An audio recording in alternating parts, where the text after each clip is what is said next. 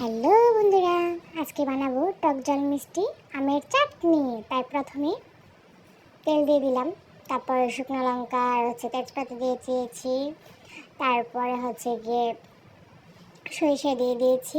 এখন একটু নেড়ে চেড়ে আমগুলো দিয়ে দেব।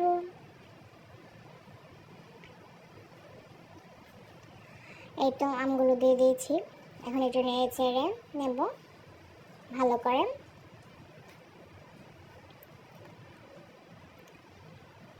আমাদের আমাদের খাওয়ার শেষ পাতে তো এই চাটনিটা হলে খুবই ভালো হয় ডালের সাথে। তারপর দিয়ে দিলাম হলুদ আর লবণ পরিমাণ মতো, দিয়ে একটু নেড়ে চেড়ে নিয়েছি। এখন ঢাকা দিয়ে দেব। তারপর একটু কাঁচা লঙ্কা ফালি দিয়ে ঢাকা দিয়ে দিয়েছি। এখন ঢাকা খুলে নিয়েছি, 10 মিনিট পর প্রায় হয়ে এসেছে। আবার একটু নেড়ে চেড়ে নেব ভালো করে।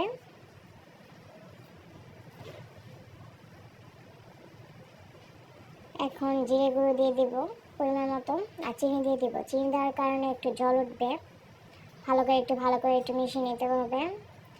যার যার পরিমাণ মতো সবাই দিয়ে দিবেন চিনিটা। আমি আমার পরিমাণ মতো দিয়ে দিয়েছি।